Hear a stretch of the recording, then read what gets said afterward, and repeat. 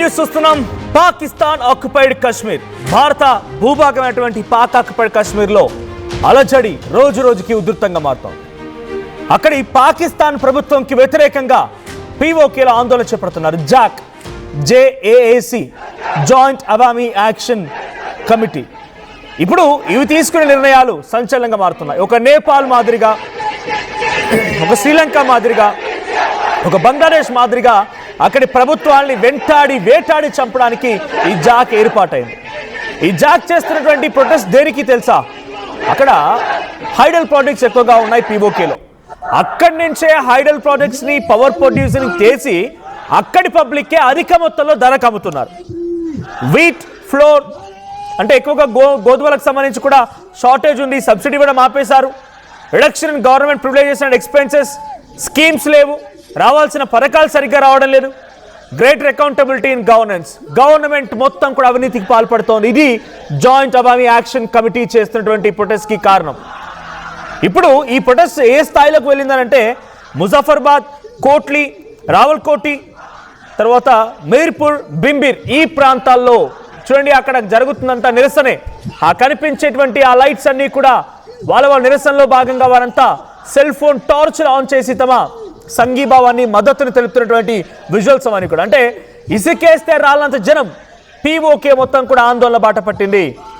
కేవలం due to inflation, unemployment, completely corruption, power prices increase, కంప్లీట్గా అక్కడ ఒక అగమ్య గోచరమైనటువంటి పరిస్థితి నెలకొందన్నట్టుగా వారంతా ఆందోళన చేపడుతున్నారు. సుమారుగా ఈ రోజుకి 22 రోజులు కావస్తోంది. రావల్కోట్ వీధులు మొత్తం కూడా పాక్కి వ్యతిరేకంగా భారీ నిరసనలకి కేంద్ర బిందువుగా మారాయి. ఆర్థిక కష్టాలు, ఇన్ఫ్లేషన్తో విసిగిపోయారు జనమంతా. ప్రభుత్వ అణచివేతకి వ్యతిరేకంగా వీధుల్లోకి వచ్చి స్థానికులంతా ఆందోళన చేపడుతున్నారు. మాకు పాకిస్తాన్ వద్దు, మేము భారత్తోనే ఉంటామంటూ నినాదాలు చేస్తున్నారు. పాకిస్తాన్ ఆక్యుపైడ్ కాశ్మీర్లో, పాకిస్తాన్లో భాగంగా అక్కడ మేము భాగం కాదు అంటూ నిరసనలు వ్యక్తమవుతున్నాయి. పాకిస్తాన్లో మేము ఎట్టి పరిస్థితుల్లో వన్ ఆఫ్ ది పార్ట్ కాదు అంటున్నారు. నిరసనల వార్తలు బయటకు రాకుండా ఇంటర్నెట్ నిలిపివేశారు. ఒక హై ఎమర్జెన్సీ కొనసాగుతోంది. పీఓకేలో కనీసం ఎసెన్షియల్ గూడ్స్, నిత్యావసర సరుకులని కూడా అందించడానికి అక్కడి పోలీసులు, ఆర్మీ సిద్ధంగా లేదు. అక్కడి కట్ చేస్తోంది. రేషన్ కట్ చేసింది, మెడిసిన్స్ కట్ అయిపోయాయి, తిండి కూడా ఆపేసి మమ్మల్ని చంపేస్తామంటూ ఆగ్రహం వెలగక్కుతున్నారు. ఇక పాక్ చర్యలతో మరింత ఉధృతంగా మారుతోంది. ఉద్యమం రోజు రోజుకి తీవ్రంగా మారుతోంది. 22 రోజులు అవుతోంది. రోడ్లపైనే వేలాది మంది జనం ఆందోళన చేపడుతున్నారు. ఇక పీఓకేలో పరిస్థితుల్ని క్లోజ్ గా మానిటర్ చేస్తున్నారు అమిత్ షా. పీఓకే భారత్ లో అంతర్భాగమని కేంద్రం ప్రకటించమేంటి, ఎప్పటి నుంచో మనం అనుకుంటూనే ఉన్నాం. పాకిస్తాన్ ఆక్యుపైడ్ కాశ్మీర్ అది కేవలం ఆక్రమిత ప్రాంతం మాత్రమే, కానీ దాని భూభాగం, అంతర్భాగం మొత్తం భారతదేశంతోనే. భారతదేశంలో వన్ ఆఫ్ ది పార్ట్ అది, భారతదేశానికి సంబంధించినటువంటి భూభాగం అది. కానీ వాళ్ళు ఆక్యుపై చేసి దాన్ని కొంత ఇబ్బందులకు గురి చేయాలనుకుంటున్నారు. సో ఇప్పుడు ఆ దిశగానే అక్కడ పాకిస్తాన్ వద్దు, మాకు భారతే ముద్దు అని చెప్పి ఆందోళనకారు నిరసన వ్యక్తం చేస్తున్నారు. ఒకసారి అక్కడ ఎటువంటి ఆందోళన జరుగుతోంది, రావల్కోట్ దగ్గర ఎటువంటి సిచ్యువేషన్ ఉంది, ఆ వీధుల వెంట ఎటువంటి హైలైట్ కొనసాగుతున్నాయి, ఆ వీడియో చూద్దాం.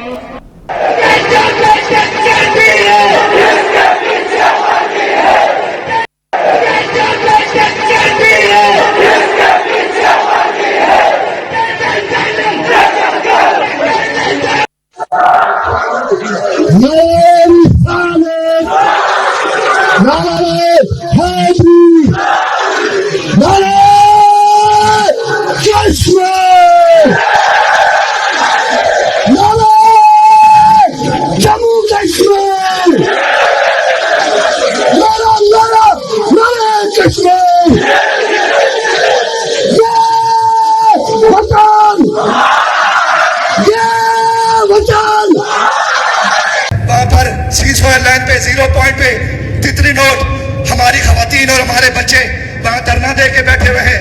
ये जो कहते हैं कि राशन जो है वो कश्मीरियों का राशन बंद करेंगे, मैं कहता हूं हमें तुम्हारे राशन की जरूरत नहीं है, तुम्हें हमारी जरूरत है। थोड़ा ख्याल करो, तुम्हें हमारी जरूरत है। कहीं ऐसा न हो कि बाकी रास्ते खुल जाएं और फिर तुम हमारे मिलते करो, हमारे तरले करो। कहीं ऐसा न हो कि तजारती रास्ते से फिर बाकी इख्तियार कर लिए जाएं। इसलिए गुजारिश ये है, हालात को नॉर्मल करने के लिए हुक्मरानों को ये अवाम की स्टेट है, यहाँ पर कोई मार्शल लॉ नहीं है, यहाँ पर कोई डिक्टेटर नहीं है। अगर कोई डिक्टेटर हो तो हम किसी डिक्टेटर को नहीं मानते। कश्मीर के अवाम किसी डिक्टेटर को कबूल नहीं करेंगे, किसी भी डिक्टेटर को कबूल नहीं करेंगे।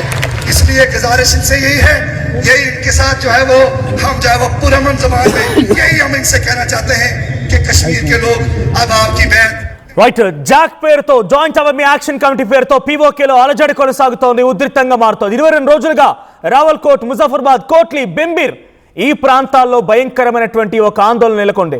ఇన్ఫ్లేషన్ కారణంగా, ఉద్యోగాలు లేకపోవడం కారణంగా, స్కీమ్స్ అందుబాటులో లేకపోవడం కారణంగా ప్రతిదీ ఒక హై ఇన్ఫ్లేషన్కి దారితీసి కనీసం ప్రజలు బతకలేకపోతున్నారు.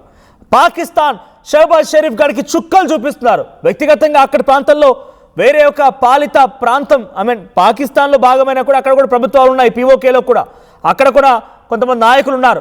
రానున్న రోజు ఎన్నికలు కూడా ఉన్నాయి. జూలై 27వ తేదీన పీఓకేలో ఎన్నికలు ఉన్నాయి, లెజిస్లేటివ్ అసెంబ్లీ ఎన్నికలు ఉన్నాయి. అయితే ఆ ఎన్నికల నేపథ్యంలో ఎలాగైనా సరే మేము మా ప్రభుత్వాన్ని ఏర్పాటు చేసుకుని, లేదంటే భారత్లో కలిసిపోతాం, మేము భారత భూభాగమే, మేము భారతదేశానికి సంబంధించిన వాళ్ళమే, పాకిస్తాన్ వాళ్ళం కాదు అని నిరసనలో పలువురు ఆందోళన కూడా చేపడుతున్నట్టు తెలుస్తోంది. 12 రిజర్వ్డ్ అసెంబ్లీ సీట్స్ కోసం కూడా వాళ్ళంతా డిమాండ్ చేస్తూ ఉన్నారు. JAC strongly oppose the continuation of 12 reserved seats, assembly reserved seats allocated to refugees from Indian administrated Jammu Kashmir who live elsewhere in Pakistan. So 12 reserved seats కూడా ఉన్నాయట, దాన్ని కూడా విభేదిస్తున్నారు. July 27న ఎన్నికలు ఉన్నాయి. These representatives do not reside in POJK.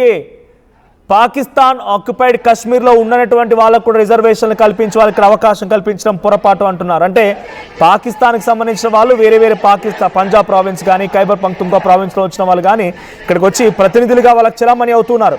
So దీన్ని ban చేస్తున్నారు. So జాక్ని ఒక band ఆర్గనైజేషన్గా Pakistan declare చేసినా ఏమాత్రం కూడా వెనక్కి తగ్గడం లేదు. యాజ్ ఆఫ్ నౌ 20 మంది నిరసన కారకుల్లో దాంట్లో నాయకులు మరణించారు, 20 మంది చనిపోయారు, 4 పోలీస్ ఆఫీసర్లు చనిపోయారు, 97 మంది పోలీసులకి గాయాలయ్యాయి. డజన్స్ ఆఫ్ ప్రొటెస్టర్స్, అంటే కొన్ని పదుల సంఖ్యలో నిరసన తెలుపుతున్న వారంతా కూడా గాయాల పాలయ్యాయి. More than 500 people dead during the security crack down. 500 మంది ఇప్పటికి అరెస్ట్ అయ్యారంట. ఒకరికారు 500 మంది అరెస్ట్ అయ్యారు. జూన్ 9న 11 మంది చనిపోయారు. ఆ తర్వాత జూన్ 12న 20 మంది చనిపోయారు. జూలై 1 అంటే ఈ రోజుకి ఆ డెత్ కౌంట్ సుమారుగా 25కు పైచిలుకానే ఉంది. ఇక వందలాది మంది పోలీసులకు గాయాలయ్యాయి, వందలాది మంది ప్రొటెస్టర్లకు గాయాలయ్యాయి. 500 మందికి పైగా సామాన్య నిరసనకారులను అరెస్ట్ చేశారు పోలీసులు. జూలై 27న ఎన్నికలు రాబోతున్న తరంలో ఇది రోజు రోజుకి ఉధృతంగా మారుతోంది. మేము పాకిస్తాన్ ఆక్యుపైడ్ కాశ్మీర్ కాదు, మేము భారత భూభాగం వంటి వాళ్ళందరూ కూడా ఆందోళన చేపడుతున్నారు. అయితే అటు ఈ సిచ్యువేషన్ని ఎప్పటికప్పుడు మినిట్ టు మినిట్ మానిటర్ చేస్తున్నారు కేంద్ర హోంశాఖ మంత్రి అమిత్ షా. సో కేంద్ర హోంశాఖ మంత్రి అమిత్ షా ఎప్పటికప్పుడు మానిటర్ చేస్తుండడంతో కొంత భారత ప్రజల నుంచి కానీ, భారత ప్రభుత్వం నుంచి కానీ, ముఖ్యంగా ఆర్మీ నుంచి ఏదో ఒక యాక్షన్ ఉండబోతోంది అనేటువంటి ఒక మాట అయితే ప్రధానంగా చర్చ జరుగుతోంది. పీఓకేని ఎప్పటికైనా మన భారత్లో పూర్తి స్థాయిలో విలీనం చేసుకోవాలనేది భారత ప్రభుత్వాలు, భారత ప్రజలు ఆకాంక్షిస్తున్న మాట. సో దానికి సరైనటువంటి సమయం, సందర్భం కోసం వెయిట్ చేస్తోంది. ఇప్పుడు ఆ సమయం, సందర్భం వచ్చింది అన్నట్టుగా ప్రభుత్వాలు భావిస్తున్నట్టు తెలుస్తోంది. కొన్ని రోజులు 22 రోజులు అవుతోంది. 22 రోజులుగా నిరసనలు కొనసాగుతున్నాయి పాకిస్తాన్ ప్రభుత్వానికి వ్యతిరేకంగా. అంటే ఎటువంటి ఆందోళనలు అక్కడ జరుగుతున్నా అర్థం చేసుకోవచ్చు. సో ఇప్పుడు అక్కడ జరిగేటువంటి ఆందోళన సమయంలో భారత్ కనుక అవకాశాన్ని చేజిక్కించుకోగలిగితే డెఫినెట్గా పీఓకే ఇక ఎప్పటికీ మా భూభాగం కాదు, పీఓకే కాదు కానీ అది కంప్లీట్ ఇండియా అనేటువంటి మాట వినిపించడం తథ్యం. కానీ ఆ దిశగా భారత ప్రభుత్వం అడుగు వేస్తాయిలే చూడాలి. బట్ ఏదేమైనా పాకిస్తాన్ ప్రధాని షహబాజ్ షరీఫ్కి వ్యతిరేకంగా, పాక్ ఆక్యుపైడ్ కాశ్మీర్లో ఉన్నటువంటి ప్రభుత్వాలకు వ్యతిరేకంగా రోడ్లపైకి కొన్ని లక్షలాది మంది జనం అక్కడ మీరు విజువల్ చూడవచ్చు ఎంతమంది జనం ఉన్నారనేది. అంతమంది జనం వచ్చి ఆ ప్రభుత్వాలు వ్యతిరేకంగా నినాదాలు చేయడం, ఆందోళన చేయడం అనేది డెఫినెట్గా ఒక ఆందోళన కలిగించే విషయం, పాకిస్తాన్ ప్రభుత్వానికి చుక్కలు కనిపించే విషయమే. సో ఇప్పుడు ఈ రోజు రోజుకి ఉద్రిక్తంగా మారుతున్న తరుణంలో ఇంకా రానున్న రోజు ఎటువంటి పరిస్థితి ఉంటుందో తలుచుకుంటేనే కొంత ఆందోళన కలుగుతోంది. సో పాకిస్తాన్ ప్రధాని షహబాజ్ షరీఫ్ని నేపాల్లో ఉన్నటువంటి మాదిరిగా, శ్రీలంక మాదిరిగా, బంగ్లాదేశ్ మాదిరిగా ఉరికించి తరిమి కొడతారేమో, అక్కడి పాకిస్తాన్ ప్రతినిధుల్ని తరిమి కొట్టి పీఓకేని భారత్లో పూర్తిగా విలీనం చేస్తారేమో అక్కడ ప్రజలైనట్టుగా సిచ్యువేషన్ కనబడుతోంది. సో ఎలా ఉందనంటే సిచ్యువేషన్, మెడిసిన్స్ లేవు, వాళ్ళకి సప్లై అవుతున్న రేషన్ని కట్ చేశారు. ట్రాన్స్పోర్టింగ్ వెహికల్ ఎసెన్షియల్ గూడ్స్ తరలించేవి ఆగిపోయాయి. ఎక్కడికక్కడ బార్డర్ల దగ్గరే ఆ నిలిపివేసి అటు లోపలికి వెళ్ళనివ్వకుండా ఆ పీఓకేలకు వెళ్లకుండా నిలిపివేసి వాళ్ళు చెప్తున్న మాట ఏంటి ఆర్మీ సిబ్బంది అని అంటే సెక్యూరిటీ రీజన్స్ మూలంగానే మేము వీటిని ఆపేయడం జరుగుతోంది. సెక్యూరిటీ రీజన్స్ మూలంగానే ఎక్కడెక్కడ ఈ ట్రక్స్ని ఎసెన్షియల్ గూడ్స్తో వెళ్తున్నటువంటి ఈ లారీలని ఆపడం జరుగుతుంది అనేది ఆయన చెప్తున్నమాట. కానీ security reasons in the name of killing, security reasons అని చెప్పి అది చంపడానికి దారితీస్తున్న సిచ్యువేషన్స్ కనబడుతున్నాయి. చిన్నపిల్లలకి మెడిసిన్స్ లేవు, ఫుడ్ లేదు, ఎక్కువగా ఆ ప్రాంతాల్లో గోధుమలు అందుబాటులో లేవు, బేసిక్ మెడికేషన్ లేదు, వాటర్ సప్లై నిలిపివేశారు, ఇంటర్నెట్ కనెక్షన్ లేదు, పవర్ సప్లై లేదు. అందుకే రోడ్లపైకి నిరసన తెలుపుతూ వారంతా కూడా స్వచ్ఛందంగా ఎవరికి వారే వచ్చి ఆందోళన చేపడుతూ వాళ్ళ యొక్క సంఘీభావం మద్దతుని తెలుపుతూ ఉన్నారు. అక్కడ నాయకులకి జవామీ యాంటీ యాక్షన్ కమిటీకి సంబంధించి వారంతా ఆందోళన చేపడుతున్నారు. సో ఇప్పటివరకు 500 మంది అరెస్ట్ అయ్యారంటే అర్థం చేసుకోవచ్చు ఎంతటి తీవ్రమైన పరిస్థితులు పీఓకేలో ఉన్నాయనేది. ఇక అమిత్ షా మానిటర్ చేస్తున్నారన్నప్పుడు ఒక నెక్స్ట్ లెవెల్ ఆలోచన, ఒక ధోరణి అయితే కారణమవుతోంది. అమిత్ షా ఆలోచిస్తున్నారన్నప్పుడు డెఫినెట్గా ఒక బిగ్గెస్ట్ సెన్సేషన్ న్యూస్ త్వరలో రాబోతోంది అనేటువంటి సంకేతాలు చర్చలు జరుగుతున్నాయి. మరి నిజంగానే పీఓకేని కంప్లీట్గా భారత సమయం వచ్చింది కాబట్టి సమయం ఆసన్నమైనట్టుగా భావించి ఇప్పుడు దాన్ని పూర్తిగా తమలో భాగం చేసుకుంటారా, ఇదంతా ఇండియా అన్నట్టుగా చెప్పబోతున్నారా, ఏం జరిగిద్దో చూడాలి.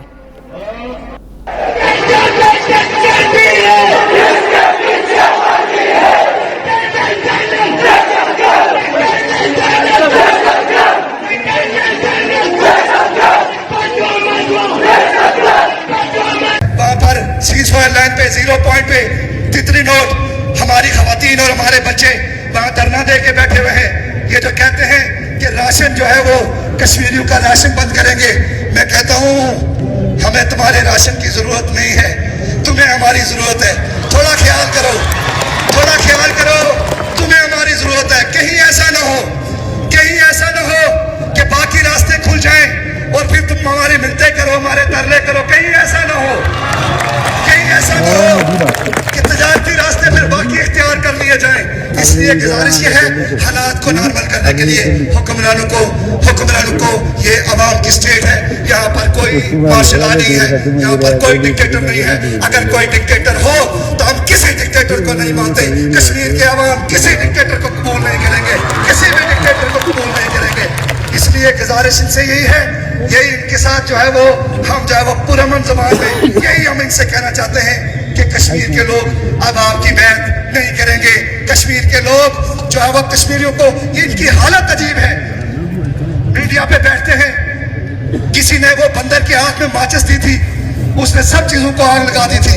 इन्होंने इनके हाथ में किसी ने मोबाइल दे दिया, ट्विटर दे दिया. जो उठता है कहता है कश्मीरी जो है वो पहले वफादारी करते हैं. कश्मीर पाकिस्तान का हिस्सा नहीं है, कश्मीर पाकिस्तान की रियासत का हिस्सा नहीं है.